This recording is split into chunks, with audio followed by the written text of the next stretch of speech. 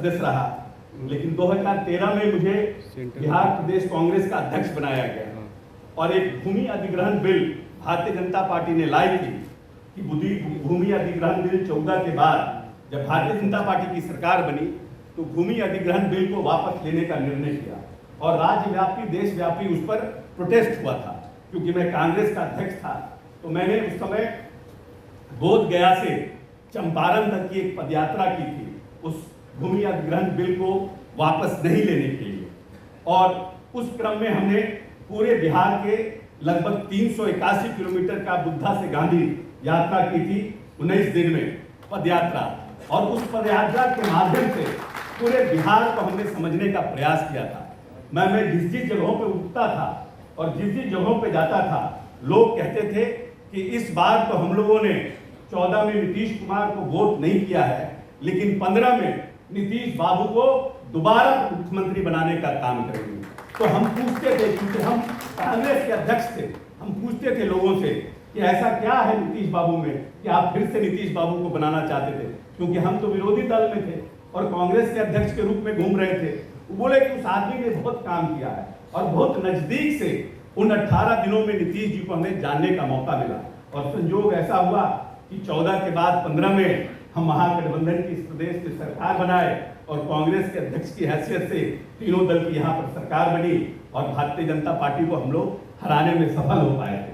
परंतु जब नीतीश जी के साथ हमें काम करने का मौका मिला तो नीतीश जी को बहुत नजदीक से हमने देखने का काम किया। हम जब 14 में अध्यक्ष थे, हम नीतीश जी के पास गए थे तो एक यहाँ पर बिहटा के पास भूमि अधिग्रहण हुआ था और उसमें बहुत से किसान ऐसे थे जिनको मुआवजा नहीं मिला था।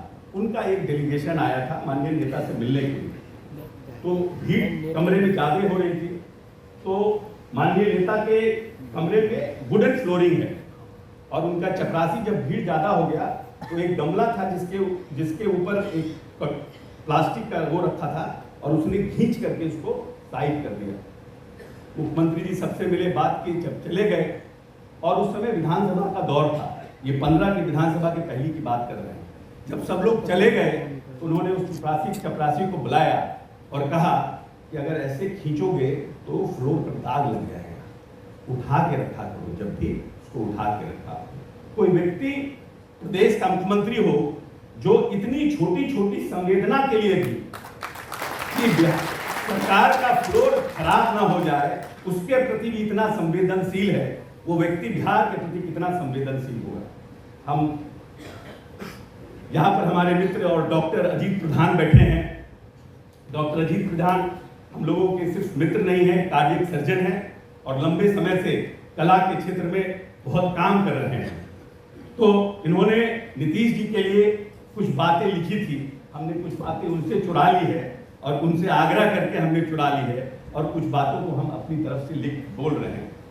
हमने लिखा है कि नीतीश कुमार मीरे कारवां हैं। मीरे कारवां क्यों हैं? नीतीश जी की रहनुमा में उस नस्ल से ताल्लुक रखते हैं जिनमें सादगी, शराफत, इंसानियत, तहजीबी नफासत के बेहतरीन नमूने देखने को मिलते हैं।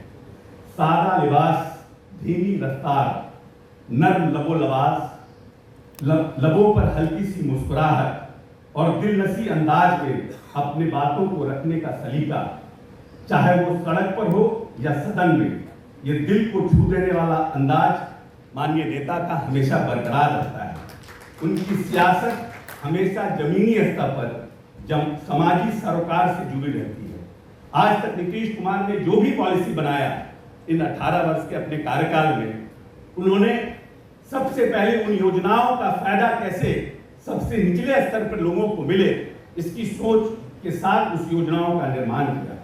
He has worked resolutely for upliftment of downtrodden and made tremendous development in public welfare sector, providing excellent roads and flyovers, providing 24 hours electricity and drinking water even to remote areas, tremendous improvement in the agriculture sector, law review.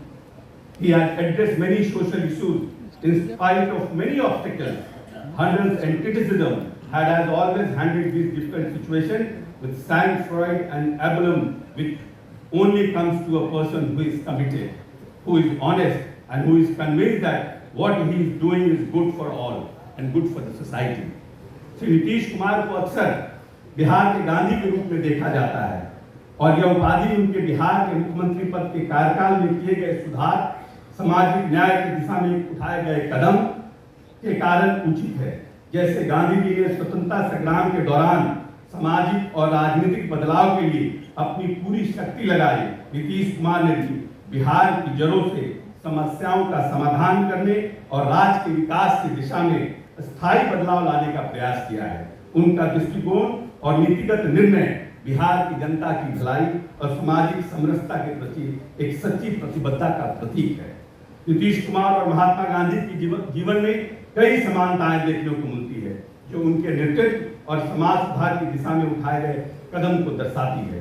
Gandhi ji ने हमेशा सादगी और सत्याग्रह के सिद्धांत पर जोर दिया और नीतीश कुमार ने अपने जीवन और कार्यों में इसी प्रकार की प्रतिबद्धता दिखाने का काम किया है। जैसे गांधी जी ने स्वतंत्रता संग्राम के दौरान सामाजिक और राजनीतिक सुधार की दिशा में कार्य किया, नीतीश कुमार ने भी बिहार के विकास और सुधार के लिए कई महत्वपूर्ण कदम उठाए हैं। हम माननीय नेता के ये कहना चाहते हैं कि माहौलियत, नेचर और कुदरती मनाजीर के तरफ भी नीतीश जी ने बहुत तवज्जो दी है और उनकी ये दिलचस्पी इस बात को जाहिर करती है कि वो बिहार को खूबसूरत देखना चाहते हैं। राजगीर में उनके